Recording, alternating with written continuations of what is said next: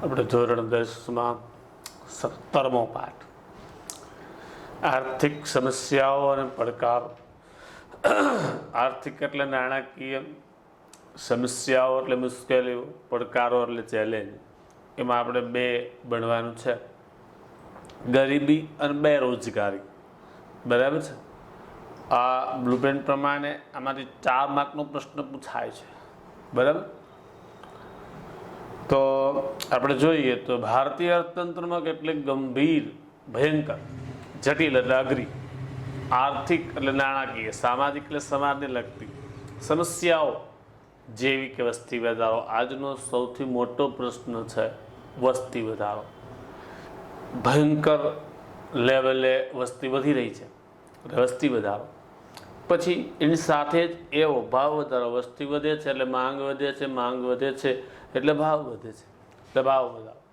કાળું નાણું, black money, જે હિસાબ ઉપર ચડ્યા વગરનું નાણું હોય, બરાબર, એને કાળું નાણું કહેવામાં આવે છે. ગરીબી, અન્ન, વસ્ત્ર, આવાસ, શિક્ષણ અને આરોગ્ય, 5 વસ્તુ પૂરતા પ્રમાણમાં ન મળે એને ગરીબી કહેવાય. બેકારી, ડિગ્રી, આવડત હોવા છતાંય નોકરી ધંધો ન મળે તો એને બેકારી કહેવાય. ભૂખમરો, એવા કેટલાય પરિવારો છે કે જેને ભરપેટ કે દિવસે જમ્યા તે યાદ નથી. ભૂખમરો. ભ્રષ્ટાચાર, પોતાના હકનું કામ પૈસા દઈને કરાવવું પડે એને કહેવાય ભ્રષ્ટાચાર. આતંકવાદ, ભય, ડરનો માહોલ પેદા કરી અને માણસને હિંસા કરવાની પ્રવૃત્તિ એને કહેવાય આતંકવાદ વગેરેનો સમાવેશ થાય છે. જેમાંથી મુખ્ય આર્થિક સમસ્યાઓ ગરીબી, બેરોજગારી, ભાવ વધારો અને વસ્તી વધારો. આ પૈકી આપણે આમાંથી 2 ભણવાનું છે, ગરીબી અને બેરોજગારી. પહેલાં આપણે ગરીબી ભણીશું. સમાજનો મોટો વર્ગ જીવનની મૂળભૂત અને પાયાની જરૂરિયાત જેવી કે અન્ન, વસ્ત્ર, રહેઠાણ, શિક્ષણ અને આરોગ્ય સેવાને ન્યૂનતમ માત્રામાં પણ ભોગવવાથી વંચિત રહી જીવન ગુજારતો હોય છે. આ 5 વસ્તુ છે એ માણસની ઓછામાં ઓછી જરૂરિયાત કહેવામાં આવે છે અને એના વગર વંચિત રહે, એના વગર જીવન ગુજારતો હોય છે. ત્યારે સમાજની તેવી સ્થિતિને વ્યાપક કે દારૂણ ગરીબી કહેવામાં. આવી ગરીબી હોય એને વ્યાપક એટલે ફેલાયેલી, દારૂણ એટલે ભયંકર ગરીબી કહેવામાં આવે છે. આવી સ્થિતિમાં સમાજમાં રહેતી વ્યક્તિને ગરીબ ગણવા, આવી જે પરિસ્થિતિ સર્જાય છે એને ગરીબ કહેવામાં આવે છે. હવે ગરીબી રેખા નીચે જીવતા લોકો એને BPL કહેવામાં આવે છે. BPL એટલે બિલો પોવર્ટી લાઇન. બિલો એટલે નીચે, પોવર્ટી એટલે ગરીબી, લાઇન એટલે રેખા. ગરીબી રેખાથી નીચે જીવતા લોકો. આ પ્રશ્ન પરીક્ષામાં પૂછાયો છે. ગરીબી રેખાથી નીચે જીવતા લોકોનું લક્ષણો જણાવો. બરાબર. તો આ પ્રશ્ન લખવાનો છે. લાલ ટપકાવાળું બધું છે એ લખવું પડે. ગરીબી એ ગુણાત્મક ખ્યાલ છે. ગુણોમાં રહેલો વધારો ઘટાડો કહે છે. ભારતમાં ગરીબીને વ્યક્તિના જીવનના લઘુત્તમ સ્તર તરીકે જોવામાં, લઘુત્તમ ઓછામાં ઓછા સ્તર સુધી જોવામાં આવે છે. ગરીબી રેખાથી નીચે જીવતા લોકોના સામાન્ય લક્ષણો આપણે જોઈએ. પહેલું, જે વ્યક્તિને 2 ટંક એટલે 2 ટાઈમ પૂરતું ભોજન ન મળતું હોય. પૂરતું ભોજન કોને કહેવાય? જમતી વખતે ઓડકાર આવે એનું પૂરતું ભોજન કહેવાય. પણ 4 વ્યક્તિ હોય અને 4 જ રોટલી હોય, બધાને એક આપી દેવામાં આવે તો એને પૂરતું ભોજન કહી શકાય નહીં. રહેવા માટે પૂરતી માત્રામાં મોકળાશવાળી જગ્યા પ્રાપ્ત થાય ન થાય. મોકળાશવાળી જગ્યા, 1 બેડ હોલ, 2 બેડ હોલ, આવા મકાનો એને પ્રાપ્ય ન હોય. એક ઝૂંપડું વાળીને એક જ ઝૂંપડામાં બધા રહેતા હોય, એમાં રૂમ તો હોઈ શકે નહીં. આ બધી વ્યવસ્થાઓ એને કહેવામાં આવે છે મોકળાશવાળી જગ્યા વગરની જગ્યા. ના છૂટકે ગંદા વસવાટ કે સ્લમ વિસ્તારોમાં વસવાટ કરો. ગંદા વિશ્વાસ અને સ્લમ એરિયા, ઝૂંપડપટ્ટી કહેવામાં આવે છે. આ ઝૂંપડપટ્ટીમાં ફરજિયાત ઈચ્છા નથી, ફરજિયાત રહેવું પડે છે. બરાબર. તેની આવક નિર્ધારિત અપેક્ષિત આવકથી પણ ઓછી હોય. ગવર્મેન્ટે નક્કી કરેલી ઓછામાં ઓછી આવક છે એના કરતાં પણ એની આવક ઓછી હોય. તેનું આયુષ્ય રાષ્ટ્રીય સરેરાશ આયુષ્ય દરથી પણ ઓછું હોય. દેશમાં સરેરાશ આયુષ્ય જે નક્કી કરવામાં આવ્યું છે એના કરતાં પણ એનો આયુષ્ય દર એટલે કે એનું આયુષ્ય ઓછું હોય. જેઓ મોટાભાગે નિરક્ષર, કારણ કે પોતાને પેટમાં ખાવાનું મળતું નથી તો એ ભણી શકે નહીં, સીધી વાત છે, નિરક્ષર. જેઓ સતત પોષણક્ષમ આહારના અભાવે નાના મોટા રોગથી પીડાતા, પોષણક્ષમ આહાર, દરેક પ્રકારના મિનરલ્સ પ્રાપ્ત થાય એવા આહારને પોષણક્ષમ આહાર કહેવામાં આવે છે. એનો અહીંયા અભાવ જોવા મળે છે અને એટલા માટે નાના મોટા રોગોથી પીડાય છે. જેમના બાળકોને કુટુંબની આવકમાં વધારો કરવાની ફરજ, ભણવાની ઉંમરે મજૂરી કે કામ ધંધે મજબૂર થવું પડતું હોય છે, પોતાની કુટુંબની આવક ઓછી છે, એ આવક વધારવા, બે ટાઈમનું ભોજન મેળવવા માટે, એ પોતાની કુટુંબની આવક વધારવા માટે મજૂરીએ જશે. તમે ક્યારેક ચાની લારી ઉપર નાના બાળકો ચા દેતા, રેસ્ટોરન્ટમાં લારી ઉપર પીરસતા બાળકો જોયા છે. મજબૂરીને કારણે એને કામ ધંધે જવું પડે છે. જેમના બાળકોનું કુપોષણ લીધે બાળ મૃત્યુનું પ્રમાણ ઊંચું જો રહેતું હોય, કુપોષણ, એને જે બાળકને મળવું જોઈએ પોષણ મળતું નથી, એટલે કુપોષણ ભોગ બને છે અને પરિણામે એનું મૃત્યુનું પ્રમાણ ઊંચું હોય છે. બરાબર છે. અહીં સુધીના જે મુદ્દાઓ છે એ એના લક્ષણ બતાવે છે. હવે જે આપણે ભણીએ છીએ તો કે ગરીબી રેખા નીચે જીવતા લોકોનું જીવન ધોરણ ઊંચું લઈ આવવા સરકાર થતા પ્રયત્નો, આ પ્રશ્ન નંબર 2 પૂછી શકાય છે. બરાબર. ગ્રામીણ અને શહેરી બંને વિસ્તારમાં ગરીબી રેખા નીચે જીવતા કુટુંબોની સંખ્યા આવક ઘણી ઓછી છે તેઓ કુટુંબને અંત્યોદય કુટુંબ કે ગરીબી રેખા નીચે જીવતા કુટુંબ BPL કહેવામાં આવે છે. નાનકડું પણ મકાન હોય અને આવક ઓછી હોય તો એને BPLમાં મુકાય, પણ જેનો આશરો ફૂટપાથ કે કોઈ ઝૂંપડપટ્ટીમાં જ હોય છે એવા લોકોને અંત્યોદય કુટુંબ કહેવામાં આવે છે. સરકારે આવા કુટુંબને ઓળખી કાઢી રેશન કાર્ડના આધારે જાહેર વિતરણ વ્યવસ્થા, એટલે Pandit Deendayal fair price of mall કૂપનની જે દુકાન છે તે શરૂ કરી. આ વ્યવસ્થાઓ, આ દુકાનોને વ્યાજબી ભાવની દુકાનો પણ કહેવામાં આવે છે. આવા કુટુંબોને પ્રતિમાસ આવશ્યક ચીજ વસ્તુઓ જેવી કે અનાજ, ખાંડ, તેલ, મીઠું, કેરોસીન વગેરે પૂરી પાડવામાં આવે છે. આ દ્વારા તેનું જીવન ધોરણ ઊંચું લાવવાનો પ્રયાસ કર્યા. જે જીવન ધોરણ ઊંચું લઈ આવવા માટે જે એને ન્યૂનતમ જરૂરિયાત છે એને BPL કુટુંબને ઓછા ભાવે અને અંત્યોદય કુટુંબને મફત આપી અને એને ઊંચે લઈ આવવાનો કોશિશ કરવામાં આવી છે. ગરીબી રેખાનો ખ્યાલ સૌપ્રથમ WHO નિયામક બ્યર્ડ ઓરે રજૂ કર્યો અને ગરીબી રેખાની ગણતરીમાં માપન હવે અનાજ, વસ્ત્ર, રહેઠાણ, શિક્ષણ, આરોગ્ય, પીવાનું ચોખ્ખું પાણી, વીજળી, સેનિટેશનની સુવિધા, વાહન પરિવહન વગેરે પાડતા વપરાશી ખર્ચ અને આવકને ધ્યાનમાં લે કેલરીને આધારે જીવન ધોરણ નિશ્ચિત સપાટીએ ગરીબી રેખા તરીકે ઓળખવામાં આવે છે. પહેલાં આપણે 5 વસ્તુ ગરીબી રેખા નીચે ઓળખવાના માણસો 5 વસ્તુ આપણે જોઈ, પણ WHO નિયામક હતા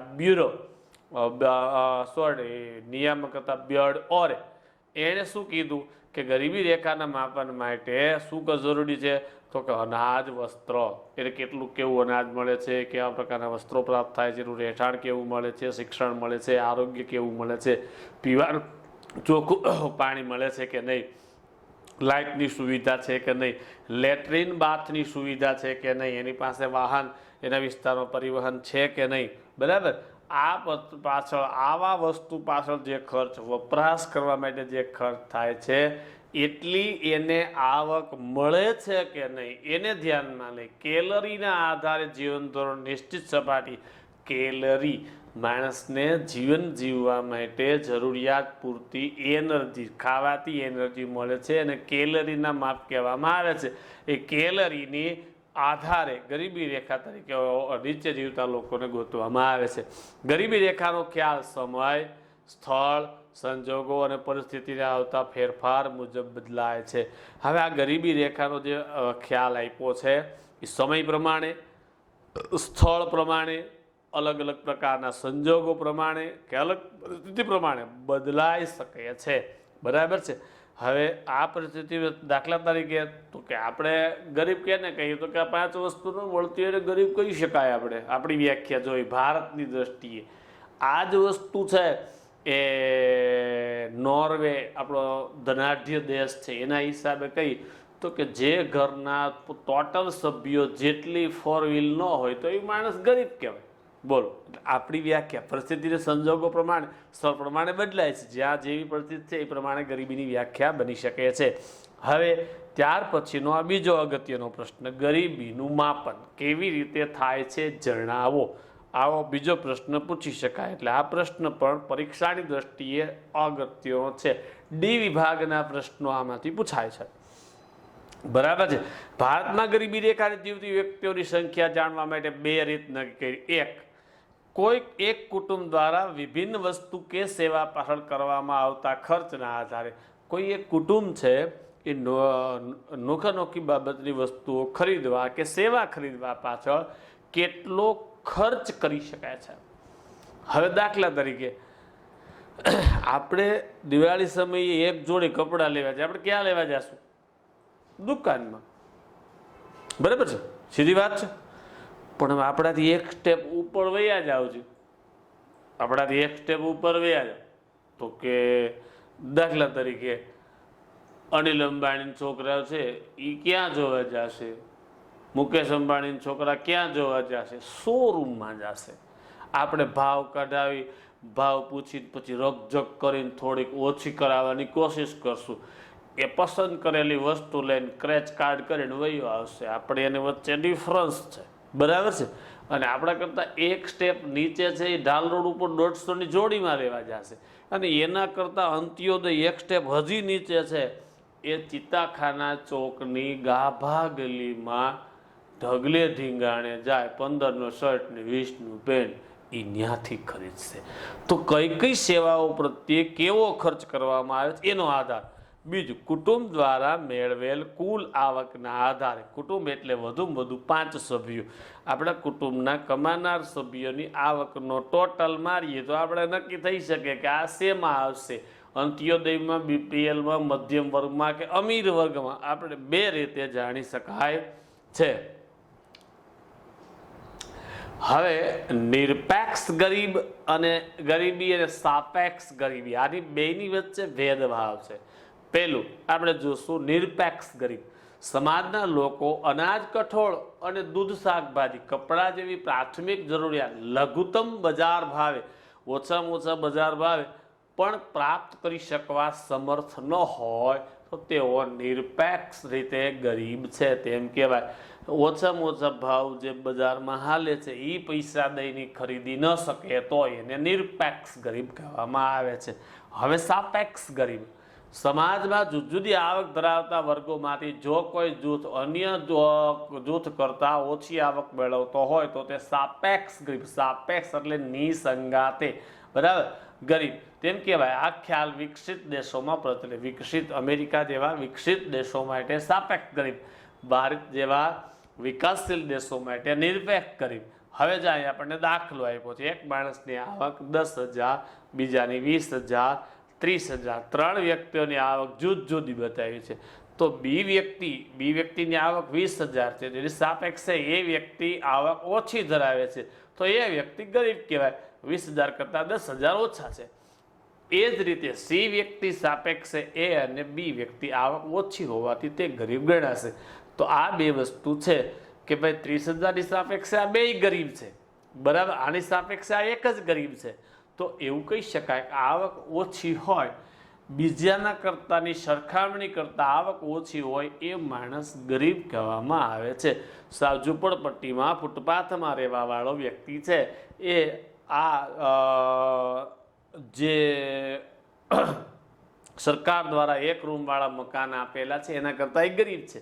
1 રૂમવાળો જે માણસ સરકારી મકાનોમાં રહે છે એના કરતાં બીજા આપણા જેવા માણસો ગામમાં રહીએ છીએ, મધ્ય સિટીમાં રહીએ છીએ, 1 બેડવાળા મકાનોમાં રહીએ છીએ, એને આપણે એના કરતાં વધારે પૈસાવાળો ગણશું. આપણે મધ્યમ વર્ગમાં આવી અને આપણા કરતાં આગળ જાય તો કે ભાઈ આપણા કરતાંની આગળની વાત કરીએ તો સીધી વાત આપણે રિલાયન્સ ઇન્ડસ્ટ્રી જ્યારે કરીએ તો મુકેશ અંબાણી આપણા કરતાં વધારે અમીર છે, એના કરતાં બિલ ગેટ્સ. તો આપણી સાપેક્ષે ઓલો એક રૂમ વાળો સરકારી મકાન વાળો ગરીબ, સરકારી મકાન વાળાની સાપેક્ષે ઝૂંપડા વાળો ગરીબ છે, અને અનિલ અંબાની સાપેક્ષે આપણે ગરીબ છીએ, અને બિલ ગેટ્સની સાપેક્ષે અનિલ અંબાણી ગરીબ છે. આને કહેવાય સાપેક્ષ ખ્યાલ. મોટાભાગે વિકસિત દેશોમાં હોય છે. હવે ભારતમાં ગરીબી આયોજન પંચ 2011-12 ગરીબી રેખા નીચે આવતા ગ્રામીણ ક્ષેત્રે માથાદીઠ માસિક આવક વપરાશી ખર્ચ ગામડાની અંદર મહિને માસિક વપરાશી ખર્ચ એટલે કે વપરાયેલો ખર્ચ 816 રૂપિયા, બરાબર. એનું કુટુંબ દીઠ ખર્ચ 4080 રૂપિયા. શેરી માથાદીઠ વપરાશી ખર્ચ 1000 રૂપિયા લેખે કુટુંબ દીઠ વપરાશી ખર્ચ 5000નું પ્રમાણ નિર્ધારિત કર્યું છે. એક માણસ 816 રૂપિયા ગામડાની દ્રષ્ટિએ ખર્ચ કરી શકે છે, સિટીની જગ્યાએ 1000 રૂપિયા ખર્ચ કરી શકે છે. તો અહીંયા 5000 રૂપિયા આવશે, અહીં 4080 આવશે. એટલે વપરાશી ખર્ચને પહોંચી વળવા એટલી માથાદીઠ માસિક આવક ઓછામાં ઓછી મળવી જોઈએ. આ વપરાશી ખર્ચને પહોંચી વળવા માટે એટલી આવક ઓછામાં ઓછી મળવી જોઈએ. આ નવા માપદંડના આધારે 2011-12 ગરીબોની સંખ્યા ઘટીને 27 કરોડ, આખા ભારતમાં 27 કરોડ બની ગઈ.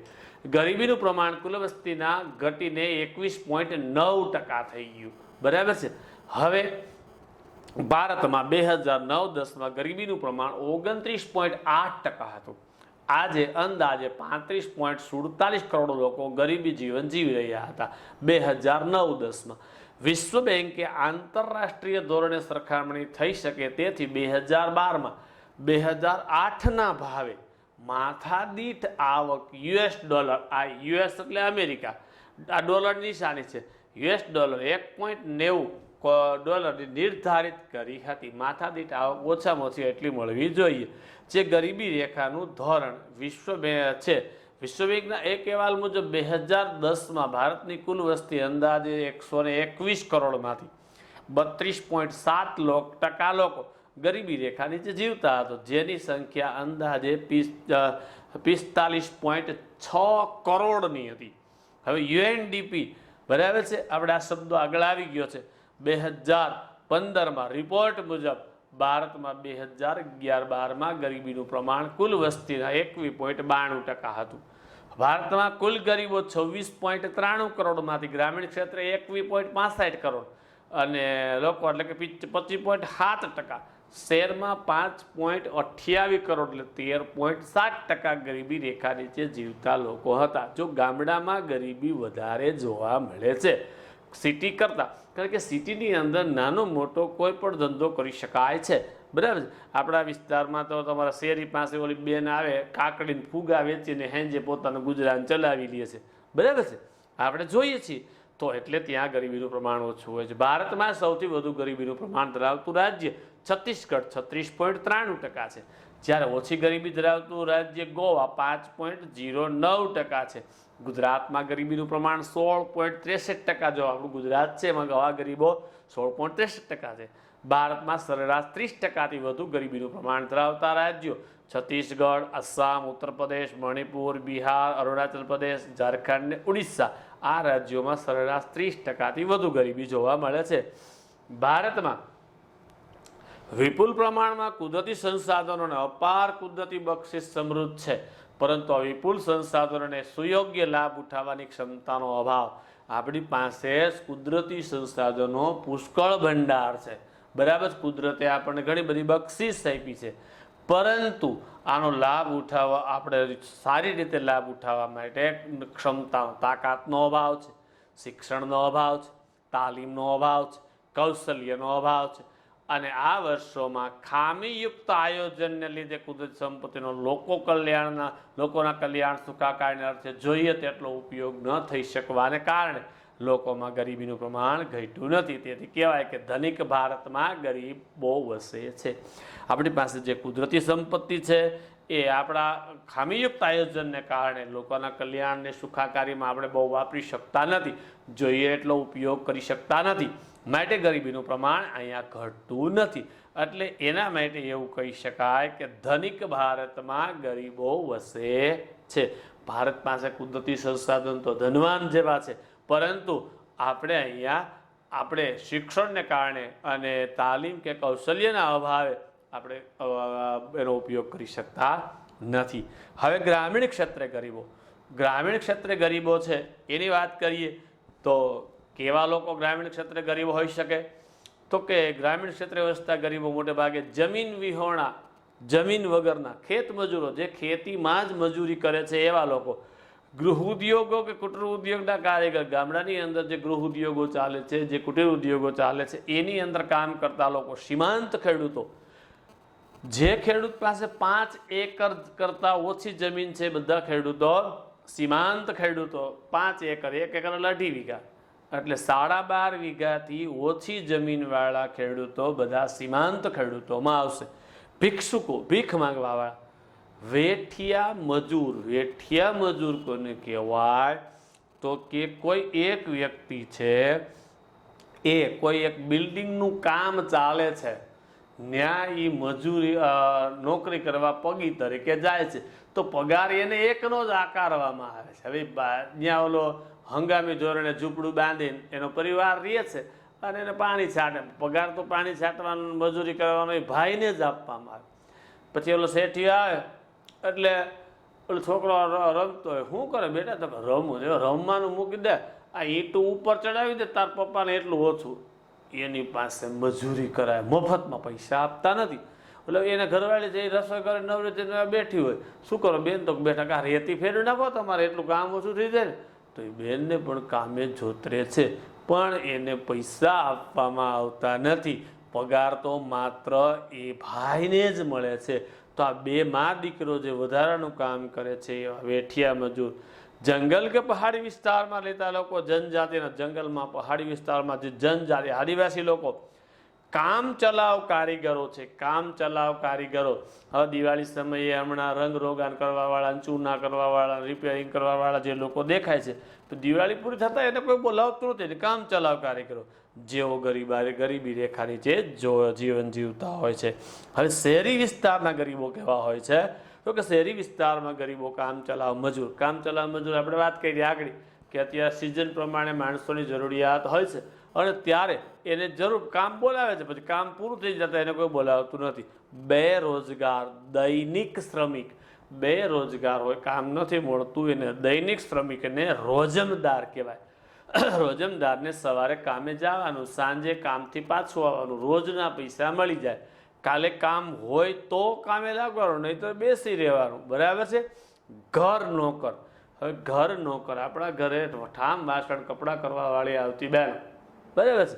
આપણા અહીંયા બહેનો આવે છે માત્ર ગુજરાતમાં, ગુજરાતની બહાર બધા કામ કરવાવાળા ભાઈઓ જ જાય છે, ઘરઘાટી કહેવામાં આવે, રામો કહેવામાં આવે છે. તમે વિચાર કરો, આપણે શું દઈએ છીએ? 600 રૂપિયા.